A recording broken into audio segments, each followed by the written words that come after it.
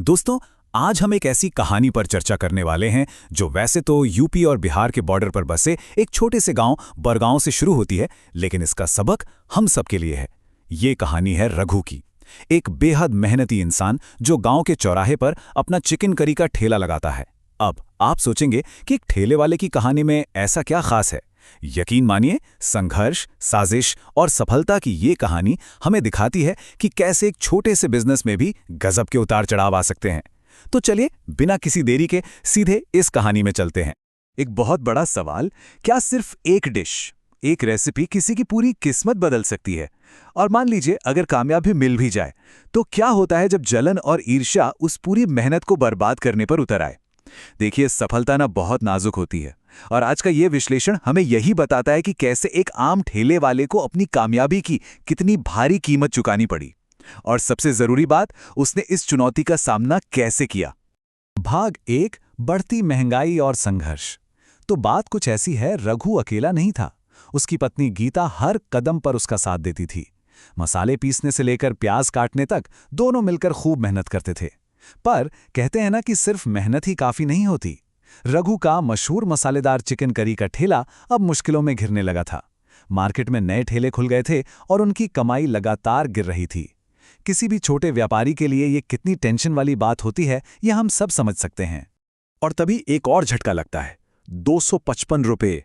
जी हां, जब रघु नया माल लेने बाजार गया तो उसे पता चला कि चिकन के दाम बढ़कर 255 रुपये किलो हो गए हैं। अब ये सिर्फ एक नंबर नहीं है, ये उस भारी मेंटल टेंशन और आर्थिक दबाव का प्रतीक है जो एक आम ठेले वाले को तब महसूस होता है जब महंगाई अचानक से आसमान छूने लगती है। अब सबसे बड़ा सवाल ये था कि भाई, इस महंगाई में मुनाफा आखिर कमाया कैसे जाए? मजबूरी में रघु के पास कोई और रास्ता नहीं बचा। उसने अपनी चिकन करी की प्लेट की कीमत बढ़ाकर 180 रुपए कर दी। पर इसका अंजाम क्या हुआ? मेजें बिल्कुल खाली हो गईं। देखिए, ग्राहक स्वाद की कदर तो करते हैं, पर अचानक से जब रेट बढ़ता है ना, तो उनका नाराज होना लाजमी है। बिजनेस का एक बहुत ही बेसिक रूल है कि कॉस्ट का सारा भार सीधे ग्राहक पर डालने का नतीजा यही होता है। लोग वहां आते, रेट सुनते और बिना खाए ही लौट जाते। हालत ये थी कि रघु पूरे दिन में मुश्किल से 3 प्लेट ही बेच पाया। भाग 2, एक नई उम्मीद, बिहारी मटन। खैर, कहानियां खत्म नहीं होती। जब रघु बिल्कुल निराश होकर अपने खाली ठेले और सुनसान सड़क को देख रहा था, तभी बिहार के सिवान जिले से आया एक अनजान शख्स वहां रुका। उसने रघु की चिकन करी खाई, उसकी परेशानी सुनी और उसे एक ऐसा आइडिया दिया जिसने लिटरली सब कुछ बदल कर रख दिया।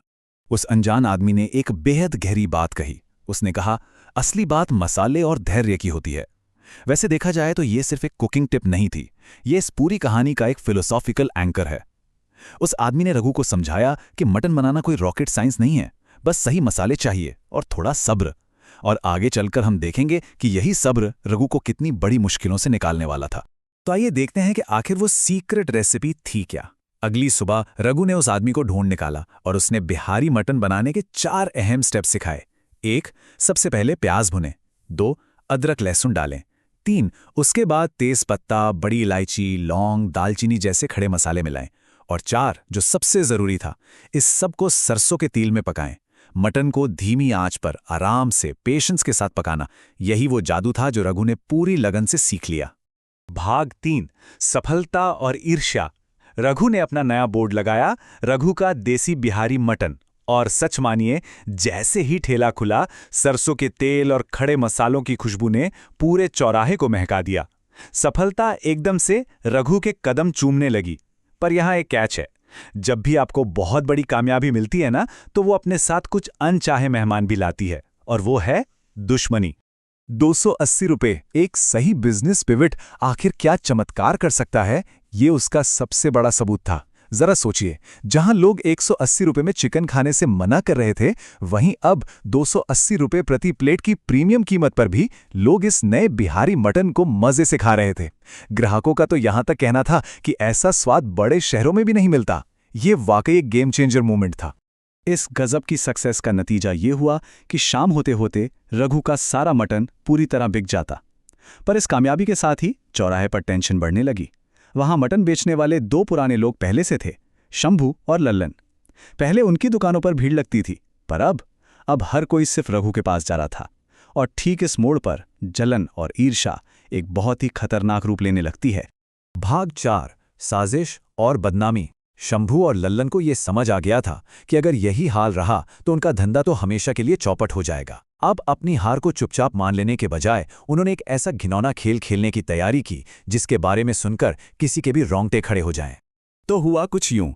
अगले दिन जब रघु ग्राहकों की भीड़ में फंसा था, शंभू उसके पास आया और उसे बातों में उलझा लिया, बिल्कुल मीठी मीठी बातें। और इसी बीच लल्लन चुपके से ठेले के पीछे गया और उसने रघु के ताजे मटन के भगोने में एक मरा हुआ मेंढक डाल दिया। इस साजिश का क्लाइमैक्स तब हुआ जब गांव के प्रधान जी वहां मटन खाने आए और उन्हें वही खाना परोस दिया गया। दूसरे ही निवाले में प्रधान जी की नजर उस मेंढक पर पड़ गई और यकीन मानिए पूरे चौराहे पर सन्नाटा छा गया।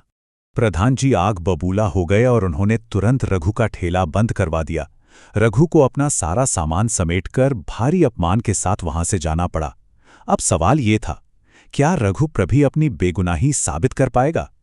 जब पूरी भीड़ आपके खिलाफ हो और सारे सबूत आपको गुनहगार बता रहे हों, तो सच आखिर कैसे बाहर आएगा? ये इस कहानी का सबसे बड़ा टर्निंग पॉइंट था। भाग 5, सत्य की जीत। देखिए, आसानी से हार मान लेना रघु की फितरत में नहीं था। रोने या अपनी किस्मत को कोसने के बजाय उसने एक मास्टरमाइंड की तरह सोचना शुरू किया। उसने तय कर लिया था कि जिसने भी उसके खिलाफ ये साजिश रची है ना, उसे वो बेनकाब करके ही छोड़ेगा। रघु ने चुपचाप मार्केट को ऑब्जर्व करना शुरू किया। दूर खड़े होकर उसने दोनों राइवल ठेलों पर नजर रखी। उसने देखा कि शंभू के ठेले पर तो लाइन लगी हुई है, ग्राहकों की भीड़ है, लेकिन लल्लन का ठेला बिल्कुल खाली पड़ा है। ये कंपैरिजन बहुत इंपॉर्टेंट है। रघु तुरंत समझ गया कि लल्लन ही इस साजिश की सबसे कमजोर कड़ी है, क्योंकि जब दो लोग मिलकर कोई प्लॉट रचते हैं और फायदा सिर्फ किसी एक को हो रहा हो, तो दूसरे का टूटना लगभग तय होता है। यहां आती है रघु की जबरदस्त बिजनेस स्ट्रैटेजी। उसने सीधे लल्लन के पास जाकर एक ऐसी डील रखी जिसे लल्लन चाहकर भी मना नहीं कर सकता था। रघु ने कहा कि अगर वो प्रधान जी के सामने अपना गुनाह कबूल कर ले तो वो उसे अपना मशहूर बिहारी मटन बनाना सिखा देगा। जरा सोचिए, नॉलेज में कितनी पावर होती है। रघु ने अपनी सबसे कीमती चीज, अपनी सीक्रेट रेसिपी का इस्तेमाल करके अपने दुश्मनों के गठबंधन की कमर ही तोड़ दी। कहा जाता है ना कि झूठ ज्यादा दिन नहीं चलता। रघु की इस बात ने लल्लन के दिमाग पर गहरा असर डाला। लल्लन को समझ आ गया था कि घटिया साजिश करके वो कभी रघु जैसी कामयाबी हासिल नहीं कर पाएगा। आखिरकार वो प्रधान जी के घर गया और वहां पूरे गांव के सामने कांपती हुई आवाज में सब कुछ सच-सच बता दिया। उसने मान लिया कि वो मरा हुआ मेंढक उसने ही डाला था, और वो भी शंभू के कहने पर। सच बाहर आते ही प्रधान जी ने शंभू और लल्लन को गांव में धंधा करने से हमेशा के लिए बैन कर दिया। अगर हम रघु के इस पूरे सफर को देखें तो ये किसी फिल्म से कम नहीं है। एक स्ट्रगल करता हुआ चिकन बेचने वाला, फिर एक नई मटन रेसिपी का मिलना, एक घिनौनी साजिश में अपना ठेला गंवाना, और आखिर में अपनी ही समझदारी से गांव के सबसे भरोसेमंद ठेले वाले के रूप में वापस आना। ये मेहनत, दिमाग और सच्चाई की एक बहुत शानदार जीत थी। तो इस पूरे विश्लेषण को हम यहां समेटते हैं। याद रखिए, सच्ची सफलता सिर्फ असफलता से बचने का नाम नहीं है, बल्कि यह इस बात से तय होती है कि मुश्किलों, साजिशों और विपरीत परिस्थितियों का सामना कोई कितनी ईमानदारी और धैर्य के साथ करता है। रघु ने हार नहीं मानी, उसने अपनी नॉलेज और सच्चाई को अपना हथियार बनाया। तो आखिर में सोचने वाली बात यह है, जब कभी लाइफ में ऐसी कोई बड़ी रुकावट आए तो क्या आसानी से हार मान लेनी चाहिए या फिर रघु की तरह शांति से अपना रास्ता खुद बनाना चाहिए? इस विचार के साथ हम आज की ये चर्चा यहीं खत्म करते हैं। उम्मीद है इससे कुछ नया और बेहतरीन सीखने को मिला होगा।